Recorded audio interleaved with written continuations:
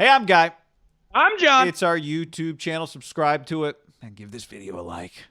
Podcast below in the description. Check it out now. This is as big as it gets for Kyle Shanahan / head coach / GM. Taking a huge swing, John. Back to the Mac thing. Regardless who you pick, his career, and this is a career-defining moment. This is a career-defining moment for any franchise. But it's a career-defining moment for the guy at the top of the food chain because ultimately you need someone to give the thumbs up, right? Like the RG3 trade and the acquisition that they were a part of, that stink didn't hold with the Shanahans, right? Because it was clear. It's like, yeah, they didn't even like him. They wanted the other guy. But like the Wentz and Howie and the Eagles, like that was their thing. They went all in, and it utterly failed. Whether it was Doug's fault, whether it was Carson's fault, whether it was Howie's fault, whether it was Jeffrey Lurie's fault, whether it was Alshon Jeffrey's fault, I don't know. But it was like that's where they did.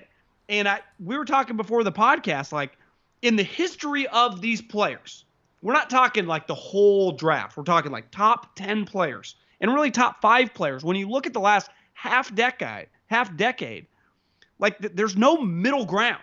Kirk Cousins, even Jimmy Garoppolo, Derek Carr, those guys do not come from the top 5. Dak Prescott, like I'm just talking the quarterbacks from like 10 to 20. Most of the really good ones are high picks, right? Peyton Manning, Tom Brady's an outlier, but even, Rodgers was a first round pick. But like Mahomes now, Watson, a lot of the young, Josh Allen, Lamar, I guess Lamar fell, but first round picks. They're just really good. And then there's just Sam Darnold's kind of been a disaster, whether his fault or not, we don't know. Josh Rosen. Baker is kind of the guy in the middle ground. I got to see another year after some people watch him. Like in my defense, I pointed out Baker. Yeah, it was a good one because it kind of put a hole in my argument. I tried to put a hole in the argument. Well, Goff, Wentz, like those guys. What about Jameis? Well, Jameis was a disaster first round pick. He's not on your team. Like, if Jameis just turned into Josh Allen, they wouldn't have had to sign Brady, and they just would have been a powerhouse without him, right? Like, it ultimately worked out because fucking Tom Brady wanted to come there. But Jameis was a failure. He was a number 1 overall pick, and he was a backup. Like, Mariota was a 2nd overall pick. His fucking career got derailed. Like, if they draft, and I know you feel like it's impossible for it to happen with Kyle, but it's like Jameis was around Bruce Arians. He threw 45 fucking picks. Carson Wentz played for a guy who outcoached Bill Belichick in the Super Bowl, and the whole thing just crumbled. And I think part of this, and I get back to what Drew Brees said a long time ago. Let's just pretend it's not Mac Jones, it's Trey Lance or Justin Fields, a dude with a ton of upside, ton of physical attributes. The thing that really defines quarterbacks in the league is, as much as it is like, completions and touchdowns and making plays, it's also just. Remember Carson Palmer told me this a couple years ago, is like the one thing he missed in retirement was just every day walking in that building in Arizona and just knowing like everyone was depending on him. But even for him, like he could have used Cincinnati too. He was like that as the number 1 overall pick. There is just a pressure that comes along. Like even Mahomes and Watson in a weird way, because they were 10th and 12th, it didn't quite feel like Jameis and Mariota and Wentz and Goff. It was always like they were the 1st and 2nd picks. There is just an elephant in the room and a pressure that everywhere they go from now on, like we've been talking about Derek Carr, you and me, for 7 years. There's a difference when you're just a later round pick. Now it comes once you get paid, but those first couple years, like kind of playing with fucking house money. The moment I draft you high, like a Jameis, like a Mariota, like a Goff, like a Wentz, like a whoever the Niners are going to pick, say Trevor Lawrence, same thing. There is just this intangible thing that you won't truly know that the guy has that to me is how it doesn't work out, and how Kyle's career gets fucking derailed is this guy mentally that he might on paper right now, like Justin Fields or Trey Lance. I've heard both their characters, pristine, high level guys. People love them. I think Justin Fields is known a little more reserved. I've heard Trey Lance pretty big alpha, but both of them, like people rave about both of them. Mac Jones is basically like Brady off the field. So, I mean, Kyle's going to like that too. But who knows? The moment like that guy starts making big money, the Niners are easily one of the biggest brands in the league. Start putting them on Monday Night Football. Like, does that guy just crumble? You hope not, but you just never truly know, right? It's not just like, well, Kyle can get him some easy layups. There's just more to it than just, it's like Monday through Sunday for your life. It's hard. Yeah. Well, first of all, a few things. One, I don't think it's a guarantee that Kyle makes the guy's floor high. There's only, if a player doesn't have it in him, they don't have it in them. That's what I'm saying. Historically, they're just misses. And right, it's not but good coaches have missed. Sure, but I also think good coaches have missed. But I also think one common thread with quarterbacks drafted at the top of the draft, generally they're going to bad teams. They're going to bad organizations. They're going to bad coaches. And it's hard to find outliers. It's hard to find the guys that can truly overcome that. I mean, even Luck maybe would have been what he became no matter where he went. But he went to an organization that was really good, that happened to get lucky because they were so bad and be in a position to draft him, right? Like is that all Luck? Maybe when I say Andrew Luck, was that all Andrew Luck? Maybe, but Andrew Luck did go to a pretty high-level organization, as it turned out. Well, when he showed up, they had Dwight Freeney, Robert Mathis, Reggie Wayne. Like, they had some players there, and then immediately they made the play. Yeah, I think a better example, it would be like Wentz, where they had kind of fallen on some hard times, but they were like 7-9, like his first year, like they were kind of close, you know? Yeah, I think Wentz is a pretty high-level organization. But I would say, like, this is where Kyle comes into play. The Wentz situation is a disaster, and it clearly was not just a Wentz situation because he's not just out the door, the coach is out the door, right? Doug Peterson's gone. Like, my question would be, if Kyle Shanahan ends up with a Wentz whose ceiling is really high and whose floor is really low, like, that's an example of a guy where my theory is that it never quite gets as bad as it got in Philly with Carson Wentz if he's playing for Kyle Shanahan. So I don't think Kyle's bulletproof. But I also think there's a pretty good chance that even if this guy does not turn into a Pro Bowler, which is what you need him to be to feel good about trading what you traded for him, that it's also not the end of Kyle's career as the 49ers head coach. That's my basic response. Now, you're right. History says you're either really good or you're really bad when you're drafted high in the draft. That's what history says. But I think that's where I'm landing.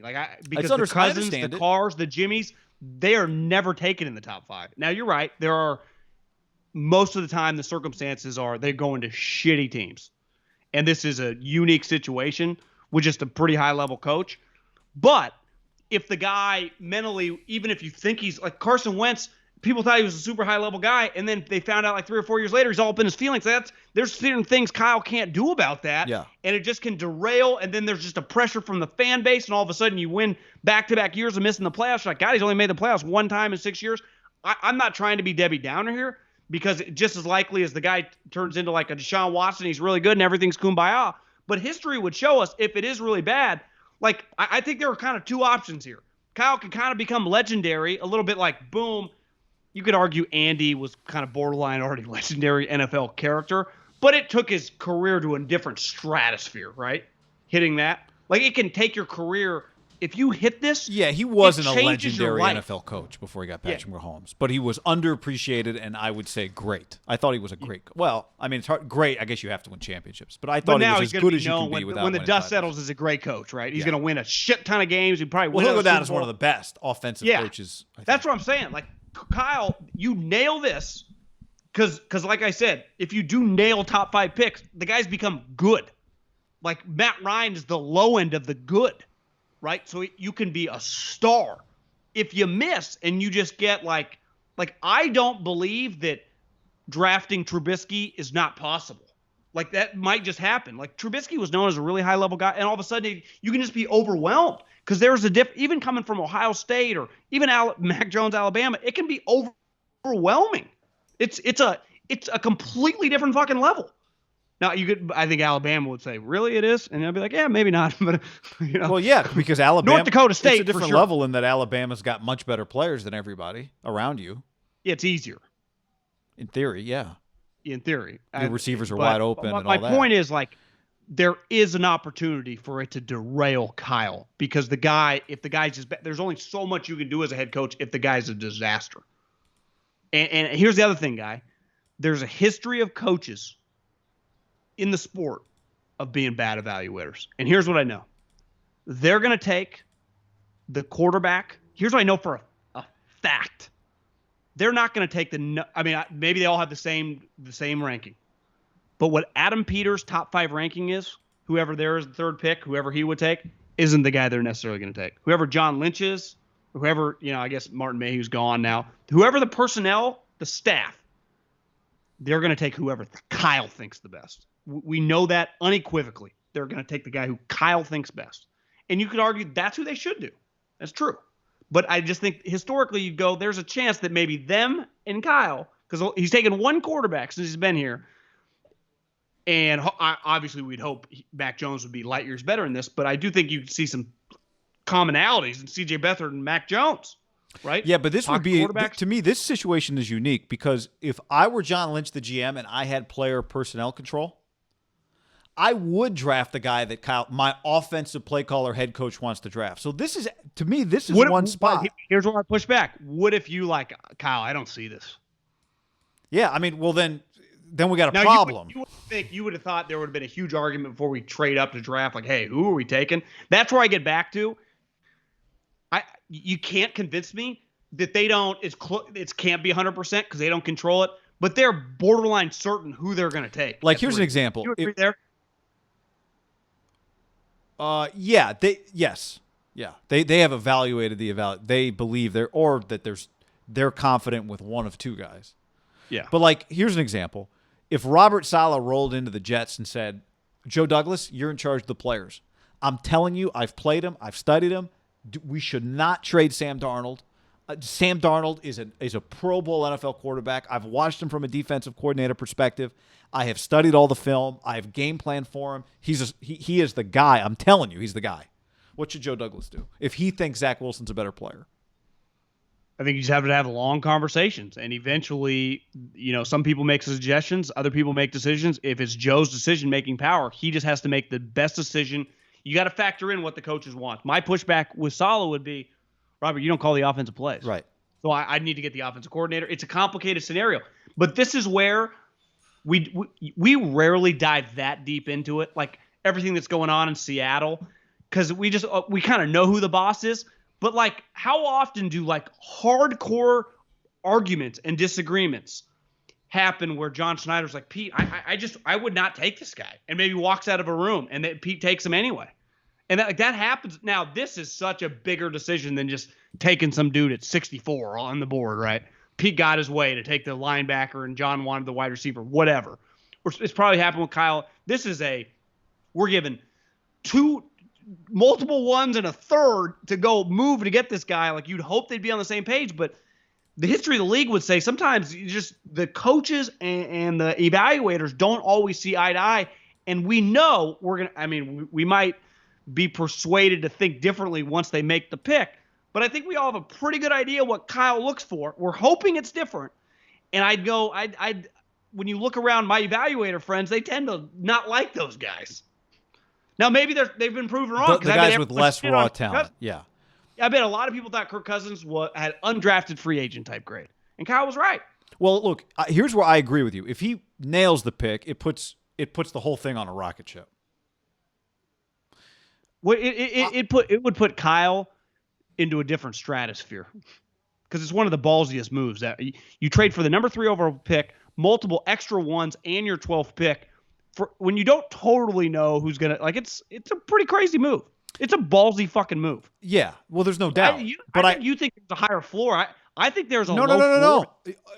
I'm not saying it's guaranteed to be higher. I think the floor can be just as low as you're saying. I'm just saying there is a middle ground, and part of the reason I think there is a middle ground, which is a bad place to be, because then you're stuck between an extension and a 5th-year option. That's not good, but that also means that you might not be a 6-11 team in a 17-game season. You can be in the middle ground with a quarterback, but if your coach is good enough and if your team is good enough, win 9, 8, 10 games, be in the playoffs, have a chance to win a couple of playoff games, which isn't good. That's not worth trading 3 2-1s for and a third, but that also doesn't derail your career. I agree the floor is as low as you're saying and the ceiling's as high as you're saying. I believe Kyle Shanahan's a good enough football coach to get more out of a player than most coaches and teams drafting this high normally are. Because if I told you that Kyle Shanahan for 4 years got Mariota or Trubisky from the jump, we would assume those guys would be better than they turned out, right? You are, in that statement, you're supporting my claim, but I'm not. Yeah, I mean, maybe, but maybe not. To your point. I'm with you. No, you're supporting me. I'll would support you here. It might be that Trubisky was just going to be that bad. Yeah, or Mariota just had flaws that you can't really coach around, right? He's a okay bottom end. Like his talent's his talent. And that's where it gets back to the Mac Jones, who I do believe it's a smokescreen, though it's a believable smokescreen. Yeah. That if you do that, you can't argue, because we were talking before we recorded. We're like, well, we all agree that his floor, he has a low floor. It could be really ugly. For every Matt Ryan, there's a lot of just shitty Osweilers, right? Just because if it just your arm actually doesn't look quite as strong when you don't have the sweet wide receivers, even though they got pretty good wide receivers, it can just look really bad. It would just – the other thing is, and we saw it last year, who goes after you and how good does that guy become? Did you take the wrong guy? Because here's what. No one's going, well, John Lynch screwed this up. No, Kyle, this is you, which is awesome. And it's, just this is Kyle, which is sweet. I'm glad they put their nuts on the table, swung for the fences. Now it's just about getting it right. Yeah, part of what helps Gettleman, if there's such a thing as helping Gettleman, is nobody all that impressive went after Daniel Jones. What hurts is that he went sixth. Yeah, he just thought he was just a high-end starter. That's just what Gettleman thought. And that's back to my guy's claim of, like, if you think he's the guy, because my guy always hated my take that Gettleman should have waited till 17, even though Daniel Jones would have been there 17. Because when you believe he's your starter, go get him. And that logic is right. But when you go get Daniel Jones at 6, if you agree with this, if the guy turns out to be Daniel Jones for his first 2 years, given what they gave up, that is an utter disaster, right? Complete disaster. Yeah. And I like to say, what would not be a disaster? Obviously, you're hoping for the Josh Allen. Well, here's a question. I know would Baker be a disaster? He was awful the second year, but it was Freddie Kitchens, so it's hard to. But you and I debate Baker Stefanski. I don't think it's a disaster. To me, Baker is exactly what I'm talking about. Is if it looks like Baker to me is a guy who, if Kevin Stefanski does not get hired as the Browns coach and he ends up with another version of Freddie Kitchens, it changes. To me, the course of Baker Mayfield's career changed when they hired Kevin Stefanski. Completely changed. Other teams really loaded, but That's yeah, true. It's true. It's not the exact same situation. But here's where the risk is, because ultimately my gut says it's Field or Lance. Those type players, there just is. I'm with you, Mac Jones with Kyle. I think his floor would be pretty high ultimately, just because I think the floor on athletic guys, the accuracy can be hit or miss, right? Just with a Trey Lance, with a Justin Fields. Those can turn out more likely to be a disaster. Well, does the guy get hurt? Like RG3, it looked like was on the right track, right? Yeah. That's the one thing with Kyle, getting an athletic guy, he can implement new parts of an offense that he could never do with Jimmy Garoppolo types, right? Yeah, although I don't know. Yeah. Although I don't know how much I'd want him to do it. I want to protect that guy, but you just teach him to slide. Yeah, I mean, I just don't see how it's arguable that it's not a career-defining moment. Well, who was it that? It's the biggest trade in the history of the franchise in terms of draft capital. Yes, it can. It's one of the biggest trades in NFL history. Probably if Bill Walsh doesn't get Joe Montana, and it takes several years, but they end up with Steve Young, and they had somebody out, whatever. I don't know. That it changes everything. Yeah, that's true. He missed the playoffs. If they don't make the playoffs this year, that's 1 in 5 years. Like, it just starts adding up. Right. Well, it's a bottom line league. It is. Yeah, it is. But I just know. But again, I watch him. I think he's a really good football coach. I think that's going to play itself out over the course of his coaching career. I do too. But eventually, you got to start winning. Yeah.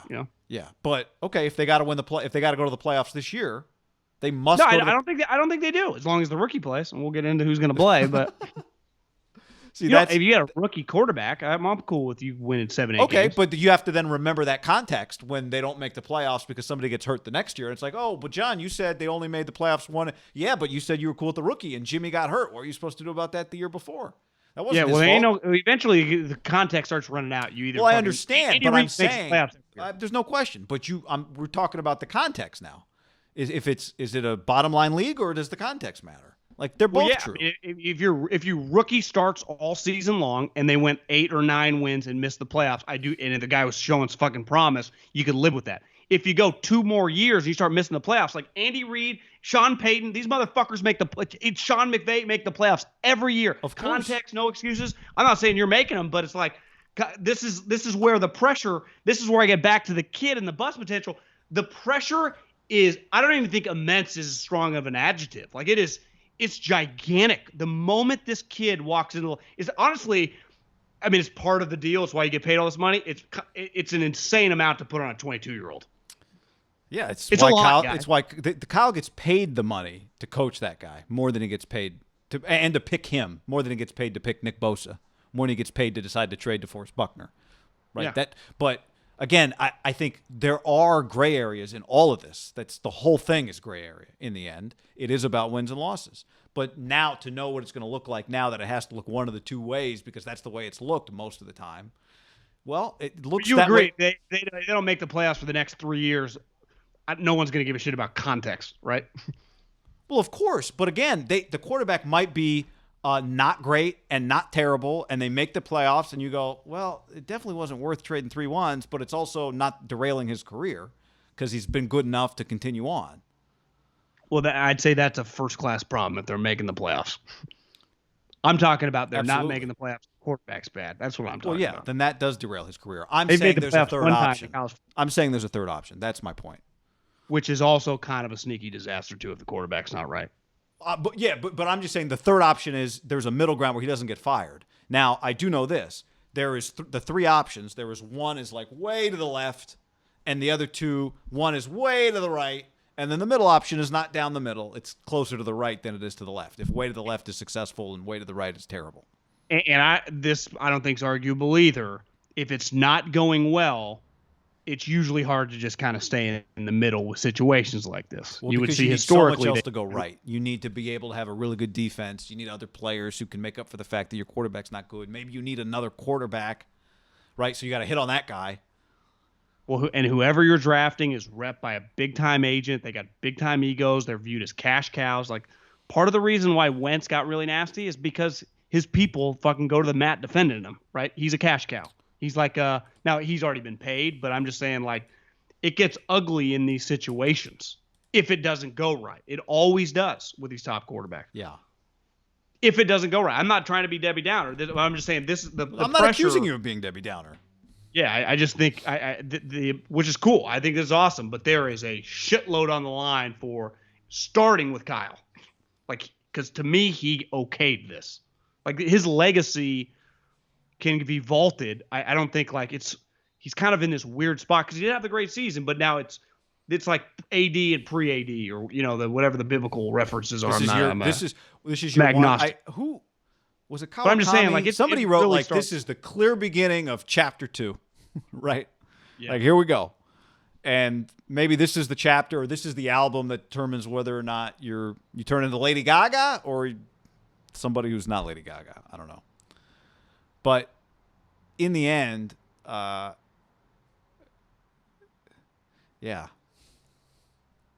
it's all we could ask for.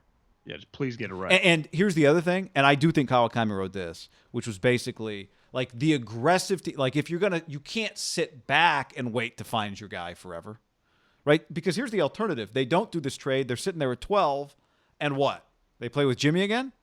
Like No. I know you're not. I'm making a separate great. point. I know you're not arguing. I'm making a separate point. Isn't sitting there at 12 with Jimmy? Couldn't I argue that's just as crazy as this? Basically punting on getting a new quarterback this year? Like we look at trading 2-1s. You trade this is the craziest trade, and all that's legit. I'm not mocking that. But isn't sitting there at 12? Like, because if you miss on this, we go malpractice. Well, sitting there at 12 and rolling it back with Jimmy might be just as big a malpractice, even less. Because if you like to say who says full speed mistakes, better full speed mistakes than something that's just as obviously a mistake going 55 in the slow lane, which is what sitting there at 12 might be. Let's just draft another. Let's draft a tackle. We'll keep Jimmy healthy. I could argue that's crazier than this. Well, it is, and that's why I think part of why they Might did as well it. But just shot in the head instead of dying a slow death, multiple stab wounds. yeah, but sometimes all gas no brakes. Sometimes you run into a wall. Yeah, but either way, Again, Your I'm car's glad gonna run they out of did. I'm gas. just saying, I know you are. I'm not arguing. I'm not. Better fucking get it right. I know, but what I'm saying is, it's just as much pressure as if you sit there at 12. It's just we don't talk about it the same way. But it might have been just as crazy. I push back. They gave the next 2 ones. Like part of like I what the understand Rams that keep today, doing. but 3 years from now, you look back and you go, you just wasted 3 years. You never got a quarterback. In retrospect, you should have done the 3 ones. Yeah, I mean, I'd say most teams every year are offered you could do these 3 ones. They don't. I'm not. Again, Right. I'm saying in the moment, it feels like the biggest thing you could have done, and it's because it doesn't get any nothing. bigger than this, guy. It's the biggest trade in the history of the franchise. Again, I'm not arguing about that. What I'm saying is it's easy right now. I'm saying 3 years from now, you don't have a new quarterback. We look back and go, that's what you should have. You should have done the thing that we thought in 2021 was crazy. In 2025, it looks like a much better option than dying a slow death, trying to find the next Jimmy, trying to rebuild Jimmy, and then taking a guy, and then maybe we can get Davis Mills. That would have felt like, okay, we would have hated it, but it wouldn't have felt as crazy as this. But in 3 years, we might look back and say that was just as crazy, if not crazier. Yeah, but I just think you could. I mean, what if I told you last year they could have traded from 13 to 6 with the Chargers for an extra 1 and got Herbert? I mean, you can probably play that game all the time, right? Absolutely. I'm saying doing the big trade always feels crazier. But sometimes what's actually crazier is to do nothing. Well, yeah, 100%. They had to do something. But just because you have to do something, like a lot of people had to do, like quit their job and like kind of start a business, and then they go belly up. Again, I sound negative. Yeah. No. You don't. I'm not talking about this. Is not a negativity thing at all. I'm saying in 3 years, if they did nothing, we look back and go, that was insane that they just sat with Jimmy and then they drafted Davis Mills and tried to develop him, and because first round quarterbacks never hit. That would be just as crazy. It just wouldn't feel that way right now. We wouldn't. It's like the thing with they say frogs, if you put them in water and you slowly turn the temperature of the water up, they never notice it's getting hotter until it's too late. It's too hot, right? As opposed this what you're saying, you turning the heat. This is turning the heat up from 0 to 485. Boom. You put a bullseye on your back. Yeah, and I'm saying not doing it. At the end, we still end up at 485 degrees and bubbling water. It just well, you know why? Because most people don't. Because most people would never do this trade. Yeah. So, and part of it is it might fail, which I appreciate. Maybe for good reason most people don't do this trade, but we'll see. They have control of it.